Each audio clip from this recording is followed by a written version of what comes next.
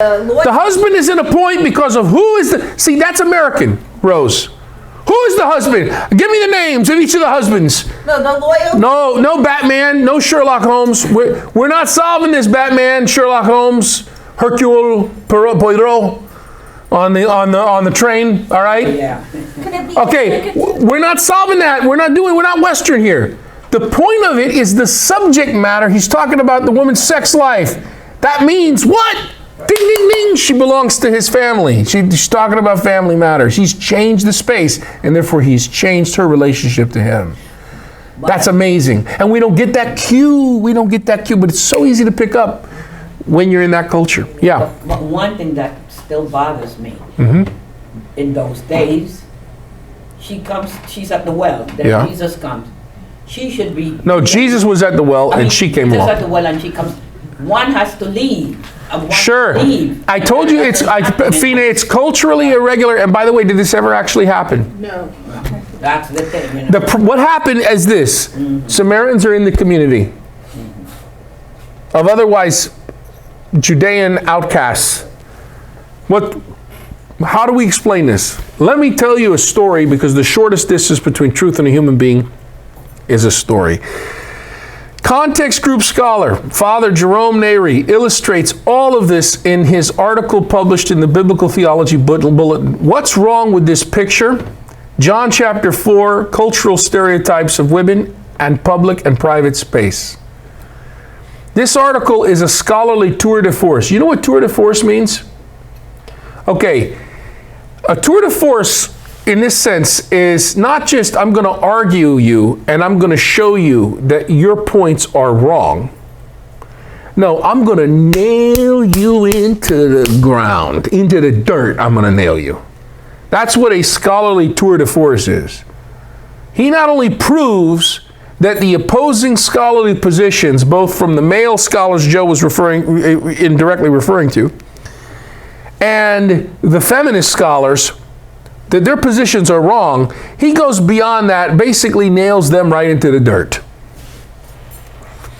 The article, a tremendously rich source of information that you can get online, free, cites endless evidence about the Gynaeceum and topics about how women were viewed in the ancient world and many relevant issues. Now, I want you to consider for a moment John chapter 3 and compare it with John chapter 4. Nicodemus in darkness, she's in light. In John 3, you find Jesus speaking with a man of the Pharisees. In John 4, you have Jesus speaking with a woman of Samaria. The man in John 3 gets a name, Nicodemus. The woman in John 4 has no name. The man Nicodemus, besides being a Pharisee, is a ruler. He's a high-status elite person. But the woman of John 4 is alone taking water from the well. She is low status. Nicodemus is from the house of Israel. This woman, a Samaritan, is not from the house of Israel. The man Nicodemus comes to Jesus at night. Not too much courage there, huh? The woman comes to Jesus in broad daylight.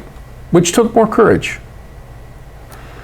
Nicodemus gives Jesus typical complimentary flattery for his first address, to which Jesus responds, hey, you have to be born anothane, from above. Again, he doesn't get that. Nicodemus and Jesus are like two ships passing in the dark of the night. I have to be born again?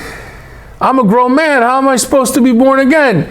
Jesus responds by telling Nicodemus that he has to be born of water and the Spirit, and Nicodemus moves further into the darkness of confusion. How can I crawl back into my mother's womb? It doesn't make sense. This is the exact opposite of what happens with the Samaritan woman. What John has done here, folks, is juxtapose two interesting stories. One about a so-called ruler in Israel who does not seem to get it. The other about some low-status, disgraced woman of Samaria who does get it. What is John doing?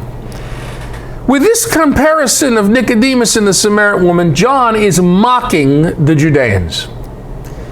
They think they have things straight and understood. Even their leaders, like blind Nicodemus, can't get it. And he was well-meaning. But along comes a Samaritan woman who really does get it. What we learned from Raymond Brown's book on how the Johannine Jesus group was formed, around the year 50 Common Era, Samaritans began entering it. That's where we're getting that from. It was a great puzzle for the leaders. What do we do with these people we've been hating for the last 700 years? Decades of reflecting on what happened shaped the brilliant theological fiction that is John chapter 3 with Nicodemus and John chapter 4 with the Samaritan woman. Though the woman demonstrates her brazenness in discussing masculine, political, religious topics, Messiah and temple with Jesus, he accepts her questions and answers them rather than steering her back to feminine topics. This is revolutionary indeed. And it speaks about how women were in the Johannine Jesus group, doesn't it? The evangelist reports, John 4 verse 39, many Samaritans from that city believed into Jesus because of the woman's testimony. But the village men in the narrative offer her a left-handed compliment, don't they? 42, it is no longer because of what you said that we believe, for we have heard for ourselves.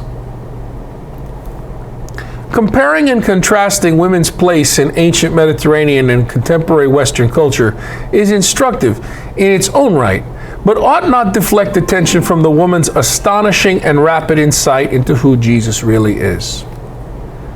Judean, a scornfully pronounced identification, goes to Sir. Sir goes to prophet. Prophet goes to Messiah, leading ultimately to the village's recognition of Jesus as Savior of the world. Would that all believers could progress as insightfully and rapidly as she and her village did. So the final thing I have to tell you tonight is this, or this morning. Lake Woebegone.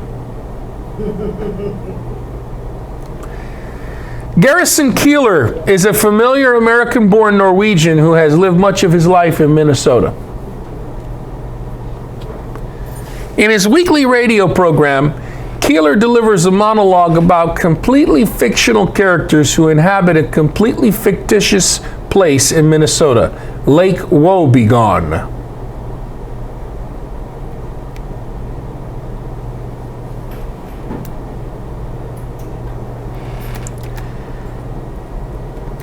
Anyone consulting a map of Minnesota or calling its tourism bureau can verify that such a place simply does not exist. But no listeners are offended, even residents of Minnesota, at what Keillor develops week after week. Indeed, no one turns the radio off because of this total fiction. Rather, people tend to listen more closely so as to not miss any of the nuances of Keillor's story.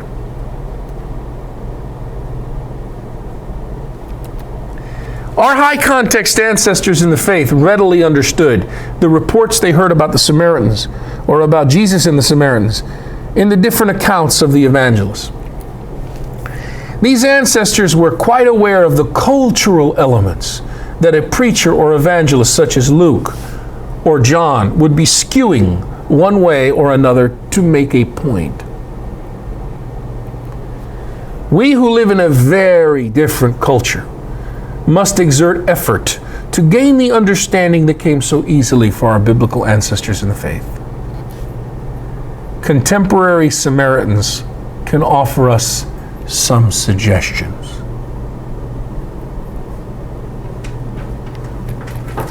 Hey, thanks for watching. Just continue the playlist for the next part of the study.